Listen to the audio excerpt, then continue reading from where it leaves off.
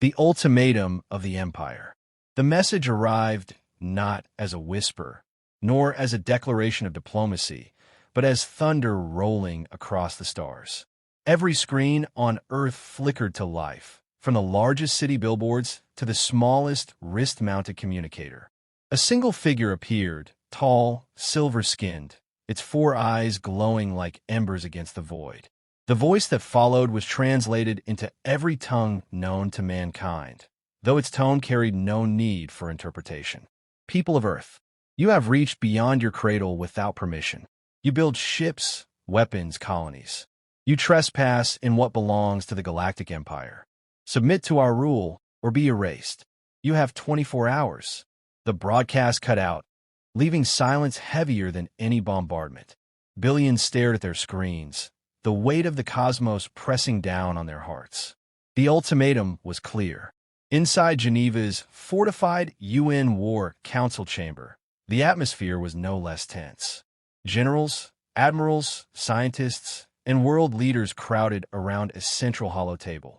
A three-dimensional projection of the solar system hung above it, red markers blinking at the edges where alien fleets gathered. "They're not bluffing," General Hardin said, his gravelly voice cutting through the quiet. His uniform bore decades of service, but even he looked unsettled. "Intelligence confirms a dozen armadas en route. Hundreds of dreadnoughts. We're outnumbered before the war even begins." Dr. Ayumi Kuroda, chief scientist of Earth's Defense Directorate, leaned forward, her face calm, but her eyes sharp. "They consider us primitives, but their surveillance underestimates how much we've advanced in the last 40 years. The president of the United Earth Council raised a skeptical brow. "Doctor, are you suggesting we could win a conventional war against them?" "No," Kuroda replied flatly. "Not an open battle. Not against those numbers." The chamber fell silent again. Everyone knew Earth had fought hard to climb into the stars, but humanity was still young, fragile compared to empires that had thrived for millennia. Against such a force, resistance looked like suicide. And yet, there was something else.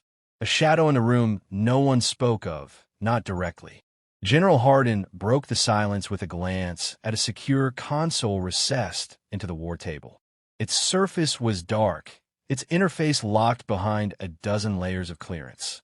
"We built it for this very moment," he said. "Project Final Dawn." The button. Murmurs rippled across the chamber. Even the political leaders, briefed only in fragments, shifted uneasily in their seats. The president frowned. "We swore it was never to be used unless humanity faced extinction." Hardin's gaze was hard as iron. "Madam President, with respect, that's exactly what this is." Dr. Kuroda added softly, "The Empire doesn't offer slavery. It offers oblivion. They've done this to others. Entire species that resisted, they're gone. Not conquered, not absorbed, erased." The projection above the table shifted, showing records humanity had intercepted from shattered worlds beyond their borders. Planets sterilized, cities ground to dust, every trace of a people removed. The Empire did not tolerate defiance. One ambassador from South America slammed his fist against the table. "So we give in, bow to these tyrants." Another from Africa shot back. "And what then? We become another vassal world. Our children stripped of freedom? Is that living?" The council dissolved into argument. Voices rose, hands gestured, anger and fear collided in a storm of desperation. Through it all, Hardin remained silent, his eyes fixed on the secure console. He knew what it contained, though only a handful truly did. Decades of secret research, a discovery made by accident, then weaponized in secrecy. Something so terrible that even those who created it feared to speak its name aloud. Finally, the president called for order. Her voice carried not the authority of politics, but of survival itself. "Enough. We have one day to decide the fate of our species. We will not surrender. Not yet. We will show the Empire that humanity will not be cowed." Around the table, grim nods followed. It was not a decision of hope, but of necessity. As the council dispersed to coordinate defenses, General Hardin lingered by the console. He traced a finger along its edges, almost reverently. The button was not large, not dramatic, just a single command sequence buried behind layers of safeguards. But if pressed, it would unleash what humanity had kept hidden in the dark, waiting for the day when the stars themselves turned hostile. Outside, in the cold void of space, alien fleets gathered like vultures circling prey. Their ships glittered like blades in the night, engines burning bright as they drew closer to Earth. On the streets below, humanity watched the skies, fearful but defiant. Children clung to parents. Soldiers boarded transports. Scientists prepared their final calculations. All knew the coming day would either mark the end of humanity or the birth of something far greater. In the war room, the lights dimmed as Hardin whispered to himself, not yet pressing the console, but promising. They wanted war, he said. They may find out humanity doesn't fight fair. War declared. The alien armadas arrived like storm clouds swallowing the horizon. From the orbit of Neptune inward, sensors tracked hundreds of ships, vast dreadnoughts, cruisers, and carriers bristling with weapons. Their hulls shimmered with strange alloys, etched with the sigils of the Galactic Empire. Every human telescope, every camera trained skyward, caught images of fleets so large they dwarfed anything Earth had ever constructed. News broadcasts ran endless loops of the invasion. Sleek spear-shaped capital ships blotting out the stars, their engines burning blue and green as they advanced with chilling precision. Civilians crowded streets, staring upward, whispering prayers, or cursing in fear. At the War Council chamber in Geneva, the projections grew redder with each passing hour. The solar system's edges lit up with hostile markers as more fleets jumped in. The sheer mass of warships was almost comical, so overwhelming it felt less like battle and more like execution.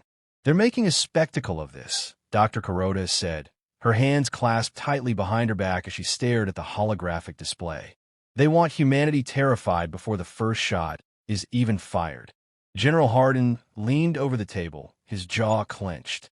They'll get their terror, but they're underestimating us. The president of the Earth Council tried to maintain composure, though her voice trembled. Is Project Final Dawn operational? Hardin gave a single nod. Systems are primed. Safeguards in place. All we need is authorization. But authorization wasn't given yet. For now, Earth prepared conventional defenses. Orbital platforms around Earth, Mars, and Luna came online, their railguns humming. Fleets of human warships, still small compared to the alien armadas, scrambled into defensive formations. Fighter wings took up positions, their pilots steeling themselves for what seemed like suicide runs. The first wave came without warning. A vanguard of alien frigates streaked past Pluto, hurling plasma torpedoes at human outposts in the Kuiper Belt. One by one, the stations went dark, their skeleton crews obliterated. The broadcast reached Earth seconds later, a grim reminder of the Empire's intent. All units, engage, came the order. Human ships surged forward. They fired missiles, rail slugs, and directed energy beams. Alien frigates erupted in bursts of fire, caught off guard by humanity's upgraded weapons. Cheers erupted in the War Council chamber as the first enemy vessels fell. But the celebration was short-lived. For every alien ship destroyed, a dozen more slipped into formation. The vanguard had been nothing more than bait, a test of Earth's resolve. Now the real fleets advanced. Columns of dreadnoughts, shields glowing, weapons arming. The battle that followed was brutal. Human destroyers fought valiantly, darting in and out of enemy formations, loosing volleys of rail slugs at impossible speeds. Alien cruisers retaliated with plasma storms that ripped ships apart in seconds. Orbiting colonies on Mars and the Jovian moon screamed for reinforcements as enemy squadrons broke through defenses. Civilians huddled underground while battles raged in the skies above. From the War Council's vantage, it was like watching a slow-motion disaster. The tactical feed bled with red, human ships blinking out one after another. General Hardin slammed his fist against the table. Damn it, they're bleeding us dry. They want us exhausted, Dr. Kuroda murmured. They haven't even committed their full strength yet. The president's face grew pale. If they unleash everything, they will, Hardin said grimly. His gaze turned toward the secure console at his side. The alien broadcast returned, flickering into the chamber as if to taunt them. The same silver-skinned envoy appeared, for eyes blazing. This is your resistance? Pathetic. Your ships crumble, your colonies burn. You cannot win. You will kneel, or you will vanish. The chamber filled with fury. Some leaders shouted curses at the projection. Others slumped in despair. But Hardin's expression remained steel. Madam President, he said, turning toward her, we've reached the point. If we delay further, Earth itself will burn. The president hesitated. Her hand trembled as she weighed the choice. To press the button was to unleash something none of them could fully comprehend. But to refuse was to consign humanity to extinction. She looked around the chamber, at the grim determination in Hardin's eyes, at the fear etched on the faces of diplomats, at Dr. Kuroda's quiet, solemn nod. Then she gave the only order possible. Authorization granted. Activate Final Dawn. Hardin didn't flinch. He turned to the console, unlocked the final sequence, and pressed the command key. For a moment, nothing happened. The chamber was silent except for the soft hum of machinery. Then, across every sensor, every ship, every listening post, the galaxy itself seemed to shudder. A resonance built in the void, invisible and unstoppable. On alien ships, systems flickered. Communications cut out mid-sentence. Dreadnoughts poised to fire suddenly went dark, their lights vanishing as though snuffed out by some cosmic hand. In the War Council, red markers began disappearing from the holographic map. Not one or two, but dozens, then hundreds. Alien fleets blinked out of existence, not destroyed, not shattered, but simply gone. Officers gasped. Scientists stared in disbelief. Civilians watching from Earth saw enemy ships vanish from the skies, leaving only silence. Hardin exhaled slowly. His hand rested on the console. It's done, he said, but none of them knew what done truly meant. The button's secret. For a heartbeat after the command was given, the universe held its breath. Then silence fell. Not the silence of peace, but the silence of absence. Alien dreadnoughts that had loomed like gods of war were gone. Not shattered wreckage, not burning husks, not even drifting debris. They had simply ceased to exist. One moment, a fleet of 500 ships glared down at Earth. The next, the night sky was clear. All across the solar system, stunned voices filled comm channels. Pilots screamed in confusion, expecting another wave. Civilians in bunkers looked skyward, waiting for fire that never came. Soldiers braced for bombardments that would never arrive. The War Council chamber was no less shocked. Holographic projections updated in real time, showing red enemy markers vanishing in droves. Entire task forces disappeared from the maps, leaving empty void where once there had been invasion fleets. Dr. Kuroda broke the silence first, her voice trembling. It worked. General Hardin's expression remained cold, unreadable. Of course it did. The president, pale and shaken, whispered the question on every mind. What did we just do? The answer was not simple, nor was it comforting. Humanity's great secret, Project Final Dawn, had been born decades earlier, not as a weapon of conquest but of survival. Back in the 2080s, deep space probes exploring regions near Alpha Centauri had stumbled upon strange quantum fluctuations. The anomalies had first been dismissed as background noise. But when analyzed, patterns emerged, resonance fields tied to biological signatures. It was as if the universe itself carried a faint hum unique to each species. Researchers spent decades unraveling the discovery. What they found was terrifying. By exploiting quantum entanglement, it was possible to target and destabilize matter associated with specific DNA patterns across vast distances. The implications were staggering. With the right command, an entire species could be wiped out without a single missile fired. Governments panicked. Philosophers condemned it as a crime against creation. Yet, behind closed doors, Earth's leaders understood one truth. In a galaxy filled with predators, humanity needed something to level the scales. And so, Project Final Dawn was born. Back in the present, the War Council struggled with the reality of what had just happened. Dr. Kuroda pulled up sensor reports, her hands shaking as she explained. The resonance spread instantly. It wasn't just a fleet here. It propagated across entangled quantum pathways. Their ships, their colonies, their soldiers, anything with their biology tied to it gone. A stunned ambassador stammered. "You mean we didn't just destroy their invasion fleet? His words caught in his throat. Kuroda finished for him, her tone hollow. "We erased them. Everywhere." The chamber fell into horrified silence. Some officials looked sick. Others tried to rationalize. "They gave us no choice," one counselor muttered. "They threatened extinction. We acted first." "Do you hear yourself?" Another snapped. "We just committed genocide on a galactic scale." General Hardin stood, his presence cutting through the arguments. "No, we committed survival. The Empire has done this to countless worlds. Today, for the first time, the Predator found prey that bit back. They wanted us erased. Instead, they were the ones erased." His words silenced the room, but they brought no comfort. The truth was undeniable. The Galactic Empire was gone. Not conquered, not defeated. Gone, as if it had never existed. In the days that followed, the scope of the event became clearer. Exploratory vessels ventured to alien colonies that had once teemed with billions. Now they were lifeless, cities stood empty, machines powered down, food left uneaten on tables.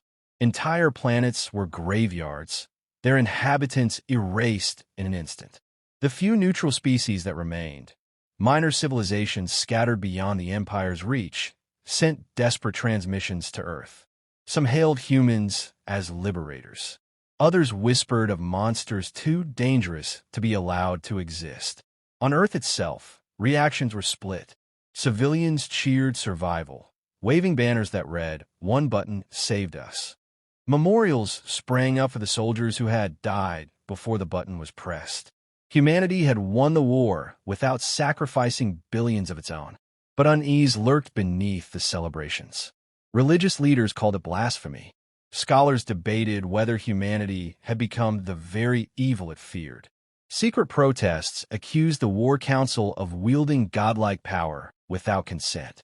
Dr. Kuroda herself carried the heaviest burden. In private, she confessed to the president, "We designed it as a last resort. I prayed it would never be used. But now that it has, the galaxy will never look at us the same way again." The president, weary beyond her years, replied only, "Better feared than extinct."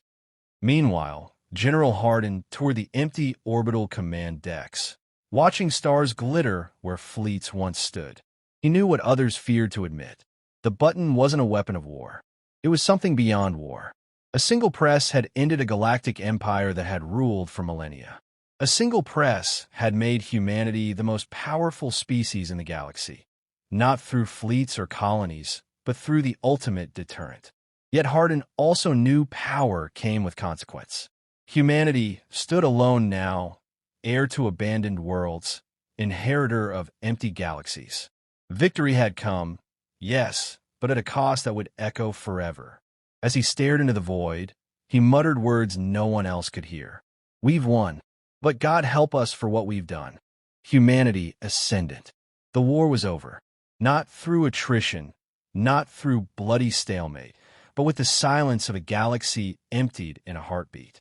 Where once billions of alien voices had echoed across the stars, there was only stillness. Humanity stood alone. In the weeks following the button's activation, exploratory fleets were dispatched beyond the solar system. What they found confirmed the truth. The Galactic Empire had been erased. On worlds once bustling with alien life, only infrastructure remained. Towering spires, orbital stations, cities spanning continents, all intact, all abandoned. Meals sat uneaten on tables. Ships drifted uncrewed in dockyards. It was as if existence itself had blinked, and only humans had been permitted to continue. To the average citizen on Earth, it was cause for celebration. Humanity had faced extinction and triumphed. Cities erupted with fireworks. Streets filled with people waving flags, chanting the name of the commander who had pressed the button. News networks replayed the moment enemy fleets vanished again and again, branding it the day humanity became eternal. But in the halls of power, the tone was far less jubilant. Inside Geneva's War Council chamber, the leaders of Earth gathered once more. The holographic map displayed not red enemy markers now, but vast regions of the galaxy suddenly open. Former Imperial territory was unclaimed, tens of thousands of star systems, rich in resources, ripe for colonization. Ambassador Reyes from South America leaned forward, eyes gleaming. Do you understand what this means? We have inherited an empire without firing a single conventional shot. The stars are ours. Others were not so quick to celebrate. Ambassador Mensa of Africa shook his head. Inherited or stolen? Billions of beings are gone. Not conquered, erased. We may be the victors, but are we not also executioners? General Hardin, standing at the edge of the table, broke in. They chose war. They demanded our submission or our death. They reaped what they sowed. Would you rather Earth be the one that vanished? Mensa did not reply. No one had an easy answer. Dr. Kuroda stood, her posture stiff, her voice quiet but cutting. What troubles me is not the morality of what we did, but the consequences of it. Power of this scale does not come without cost. The other surviving species will not see us as saviors. They will see us as a weapon wearing human skin. Her warning hung heavy in the chamber. Out among the stars, the first expeditions claimed abandoned alien worlds. Human crews walked empty streets, their footsteps echoing where alien children once played. They marveled at advanced technologies, databanks left humming, libraries filled with knowledge never meant for human eyes. But the emptiness was haunting. Entire civilizations had vanished, leaving behind shells of greatness without spirit. Some explorers reported unease, nightmares of alien voices whispering in the silence. Others wept as they raised the human flag over cities that had been alive mere days before. On Earth, religion split apart. Some called the button divine proof, God's hand guiding humanity. Others condemned it as the ultimate blasphemy, a sin against creation itself. Philosophers argued that humanity had not merely survived the war. It had ended the age of diversity in the galaxy. What was left but mankind, alone in its supremacy? Yet, for every voice of doubt, there were two more shouting triumph. The fear of extinction had forged unity. Nations that once bickered now moved in lockstep. The United Earth Council announced a new mission. Humanity would inherit the galaxy, not as slaves of empire, but as its undisputed rulers. General Hardin became a living legend. Some called him the savior of Earth, others the butcher of stars. Statues rose in his image, depicting the moment he pressed the button. He himself cared little for adulation. In private, he stared out at the night sky, knowing that a single action had redrawn history. Dr. Kuroda, however, grew increasingly uneasy. She knew the truth better than anyone. The button was not a one-time weapon. Its resonance fields could be recalibrated. If humanity ever turned upon itself, the device could erase entire populations just as easily as it had the Empire. She feared the day such power might be wielded again, not against aliens, but against fellow humans. She confided her fear to the president. We hold the power to silence species. Do you not see? The galaxy is vast, but we are alone now. And the lonelier we become, the more dangerous this weapon will feel. The president's reply was weary but resolute. Perhaps. But remember this, Doctor, alone or not, we are alive. And in the end, survival was always the first command. As the years passed, humanity spread outward. Colonies flourished on abandoned worlds. Starships carried settlers into systems once guarded by alien warlords. The ruins of empires became the foundation of a new human dominion. But every triumph carried the echo of silence. Every step forward was haunted by the memory of those who had vanished. Children grew up never knowing aliens, only stories of the night Earth pressed a button and claimed the stars.